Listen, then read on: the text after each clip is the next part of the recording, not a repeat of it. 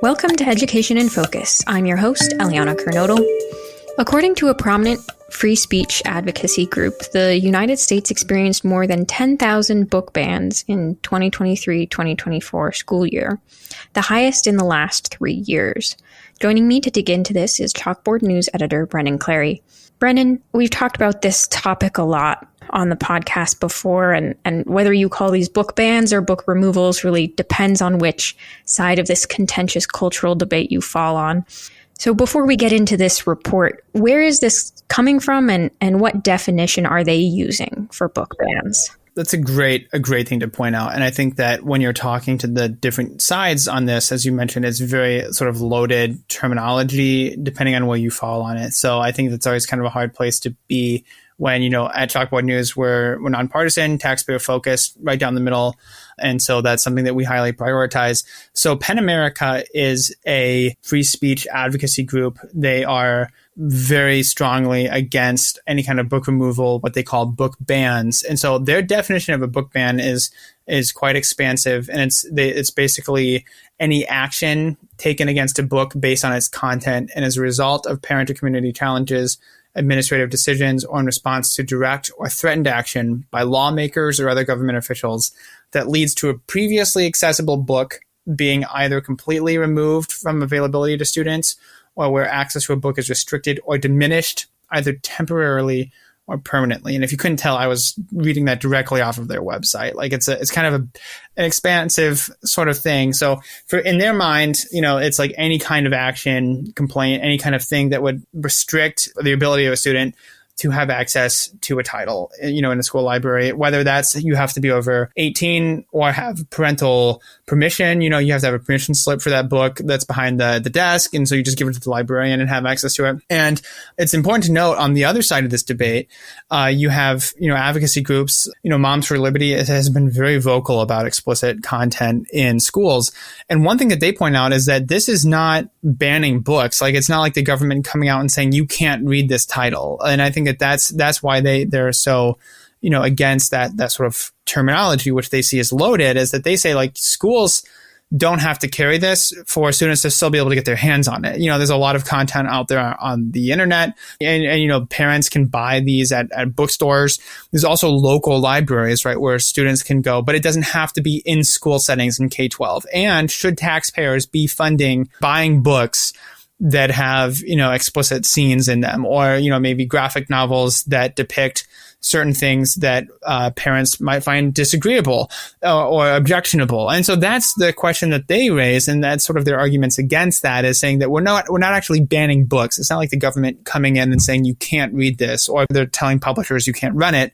But they're saying in these settings, in this forum, can we restrict that? And so then you start getting into a lot of what we've discussed about before of can you say what right or what responsibility does a government entity have to students to sort of pervade different ideas? So then what findings did this report lay out? Yeah, so essentially this report laid out that there were, with that definition, that there were over 10,000 instances of book removals in the 2023-2024 school year. And that is by far the highest number of book removals in schools, like since the 2021-2022 school year, which had 2,500, just over 2,500 book bans in their terminology, and then over 3,300 in the 2022-2023 school year, and then over 10,000 in the 2023-2024 school year. So it's like a radically larger number.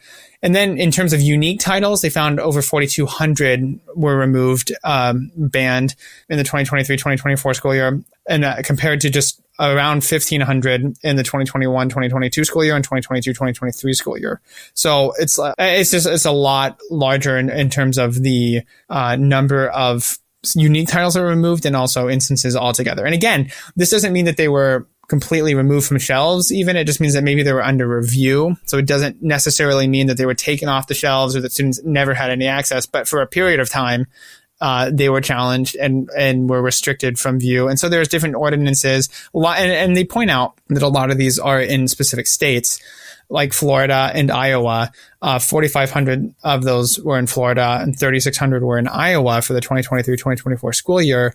And, there are laws, I believe in both states that have specific requirements for what schools must do when titles are challenged, right? There are these parental rights laws that are saying that schools need to review books and remove them from the shelves when there are complaints about explicit material. Penn, obviously, like you said, opposes these book bans. What are some of the arguments they lay out in favor of keeping these books? Yeah, PEN America and other organizations as well are very focused on basically providing affirming books for students who are LGBTQ plus or have other kinds of life experience that might include some of these issues around sexuality and gender identity. And so that's one of the largest arguments, the most common arguments that you see these organizations using, is saying that, the students are maybe in some of these situations where they're exploring their gender identity or sexuality. And so these books that can help, affirm their identity or can impart some kind of wisdom, or even are encouraging them to read, can be, ultimately they argue they can be life-saving, right? And that's sort of the argument that you see kind of a lot of advocates for LGBTQ plus youth using, I think, is that if you provide some of this gender identity affirming instruction or different materials, then that can help make a difference in terms of their mental health and different outcomes like that. So I think that is, usually the largest argument for keeping these books. And so you can see how it gets very heated in school boardrooms, right? When you have one, organization saying one thing and another one that's diametrically opposed. And basically it's like either you're letting children read this explicit material, like how dare you, versus how can you remove books that are, affirming of specific groups of kids who need the most help, right? And so then, it becomes a very, very heated battle over what should kids be allowed to read in school libraries. Well, Brendan, thank you for your insights on this story. Listeners can keep up with this story and more at chalkboardnews.com.